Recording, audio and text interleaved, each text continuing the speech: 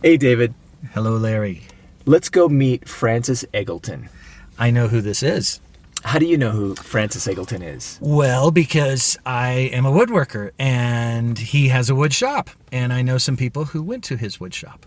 Well, oddly enough, I don't know who he is, but I've learned about his wood shop from 3 or 4 people over the last few weeks that I started conversations with, and it led to woodworking somehow. And they talk about this great wood shop downtown, and really in the heart of downtown, where somebody can go with no skill at all and make something amazing. Right. I think woodworking is cathartic. I think for people who aren't woodworkers, it's cathartic to them too. They just don't know it, and this is their opportunity to go find that out. So I want to find out who this is, where the idea came from, right, and how it all works. Right. It seems kind of all startups are a leap of faith, but starting up a woodworking co-op in downtown Denver seems like a bigger leap of faith than normal. Let's go. Let's go. I'm Larry Elwood. And I'm David Adami. And this is the Denver Podcast.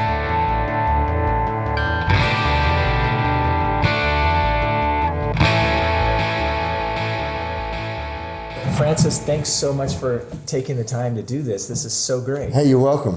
So, who are you? What are you doing here? Yeah, I'm a New Zealander by way of Fiji. I met a girl from Colorado Springs while I was working in Fiji, ended up in Colorado Springs, moved up to Denver by way of Larkspur. We still live in Larkspur, but working in Denver. Yeah. How did this come about? How far back does this idea go? Did it start as a shop in your garage? Did you help people in the community do projects? How did it start? So we started small. We started with much smaller projects. We saw what was somewhat of a maker's revolution sort of miss out people who lived in high rises with not much space and no way to utilize tools and such. Sort of living in shoe boxes in downtown Denver, you can't really make use of tools to make and build, and so we wanted to give them an opportunity to sort of join this makers revolution, and so we wanted a space that didn't have memberships. We didn't want memberships. We didn't want a closed-off space. We work on a per-project basis, a place that they could go where it was real freestyle, where they could come in with an idea. We do things differently. We don't do big classes on one particular tool where they are then left alone. We provide constant instruction so they can come in with an idea and then we're there to hold their hand constantly. So no memberships and constant instruction really lets them loose to come in with an idea and really explore their opportunities in woodworking. So the idea with no memberships is, I've been a woodworker for a while, as we were talking about.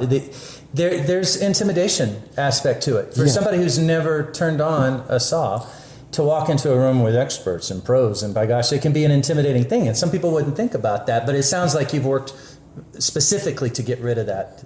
Right, absolutely. We like to say we're introducing beginners to woodworking, and everyone's made to feel included as soon as they walk in the door.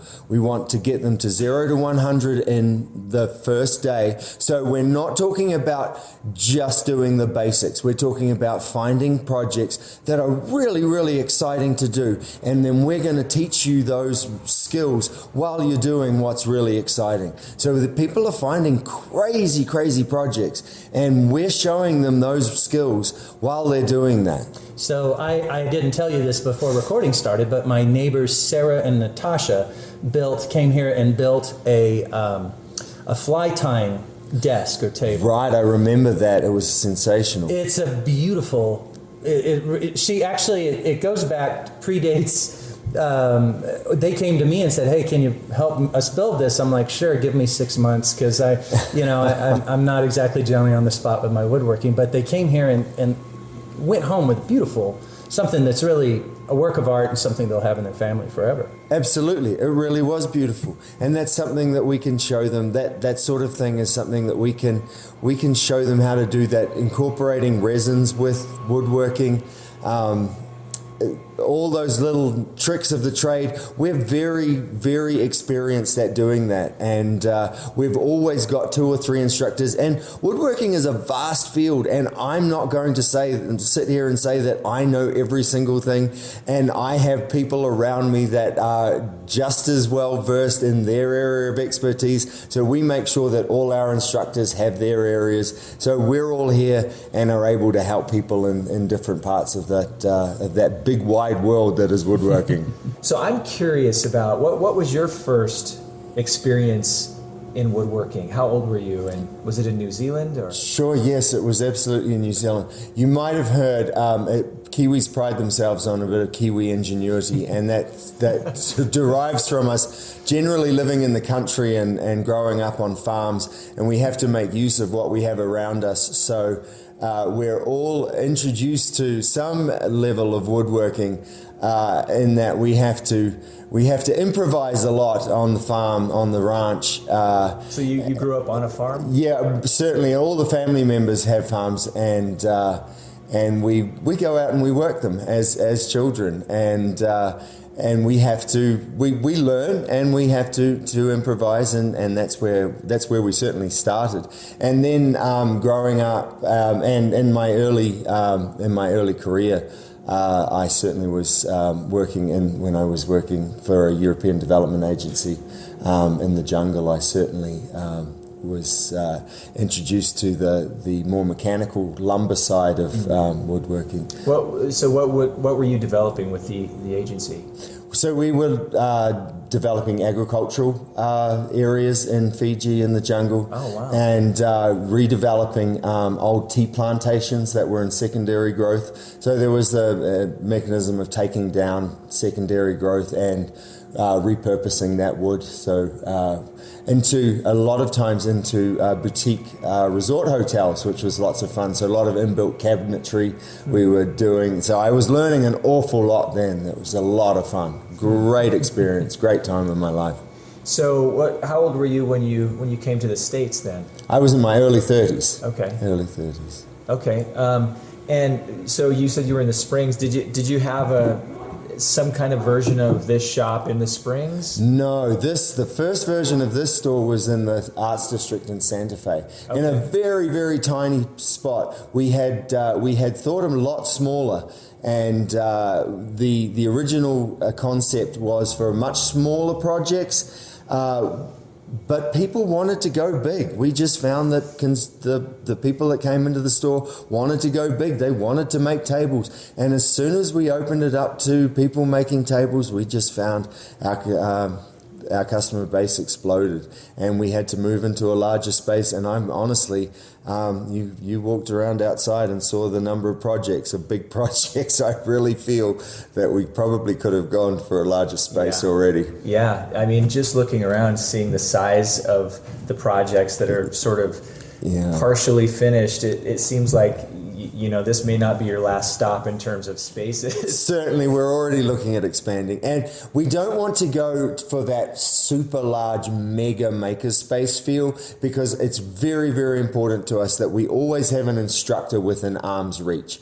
I think that's what really sets us apart from the other makerspaces around the country, which honestly sometimes don't do as well, because you're always going to have a question. That's what's often wonderful about the woodworking experience, is that every single project is different, and you're always going to have a question. And if you don't have someone to ask, someone within arm's reach to ask, it's sometimes can get boring. If you can't find a solution and you don't have someone to ask, you can lose interest. You get stuck. You get stuck, and that's what we really like about this space, is that we sometimes have 4 or 5, depending on the number of people, and we have been very busy.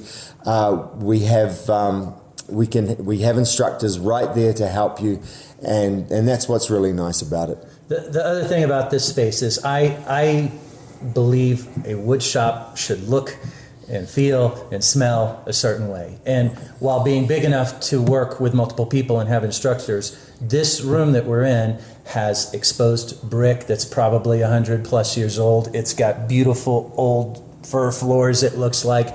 it's exactly what a woodworking spot should be like. I mean, you can't, I don't think there's spaces like this that are 10 times the size. I think those are probably hard to find. So as far as a space inspiring the work, this just is an awesome spot. Right, while being right downtown and within reach of all those people that are in those apartments.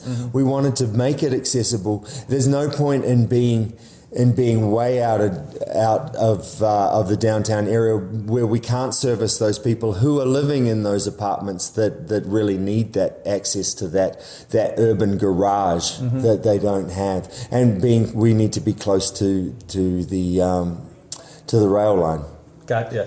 And we talked about it before we started the recording, but there are 3 enormous apartment buildings. Yeah, exactly. Going up within, I mean, we're kind of in the shadow of them. The conversation with any Denverites after 5 minutes is how many people are moving here, the traffic, the this and that. But there are some upsides to this, and I think I'm sitting in the best upside I've seen, is this works because we have that density. This is designed to address that density, or to give those people a way to express themselves with wood. Exactly. I actually think it might go further than that, because so when I was growing up, I took woodshop every year in high school. I made a guitar. I made all kinds of things, just like you're talking about. I came in with my personal idea and I made it happen. And I know that my sons, so I have a little workshop in my garage, and they all know how to use power tools properly, and they all know that when you have an idea, you can kind of go out and make it happen. But I know a lot of their friends don't have that mindset, and maybe don't have access to tools, and I suspect that those courses are not being offered in a lot of the schools today. My kids are not quite of the age to be in a woodworking shop yet, but I sure hope they got to have that. I know the Waldorf program, like the local Waldorf school, has a really robust woodworking program, but outside of that, I think they might be... No, they're being weeded out, and I think yeah. you're absolutely right. Many of the people that are coming in, this is their absolutely first experience in woodworking, and they're just busting at the seams to get their hands on it. It's like the inner woodworker is inside everybody. I mean, who doesn't want woodworking as a hobby? Yeah. And they're just loving it. They really want to get their hands on wood. Every single piece of wood is exciting to them. They can't wait. What we do is offer orientations 5 times a week, and they're a great place to get started. They're essentially table making 101. And that in doing that, we introduce you to the wood shop and to most of the tools. The first 4 steps to most projects are the same: picking out wood, planing it down, cutting the edges off it, and joining it. And then we include in that a general safety overview of the shop, and of course pricing, so that you can work out what the project that you're about to embark on is going to cost. So it's a really good place for people to come in and get an idea of what they're getting involved in. And then we have an online scheduling process, which is really important because we do get very busy. But it works fabulously. People then start scheduling time, works very simply, and then it's just off. You can start scheduling time and coming in and working on your project. You mentioned joining and planing, which is dimensioning the lumber. What I've found is that people don't know about that step at all. They're familiar with what a table saw looks like, but a table saw is not designed to handle a board that isn't square. And is it kind of a shock to people, or do a lot of your folks not even know what a joiner and a planer are? Well, what is a shock is that at the end of the hour that we spend in the orientation, their eyes have lit up because they've realized how simple it really is. And they've seen what we can achieve in an hour, and that those first 4 steps can get them to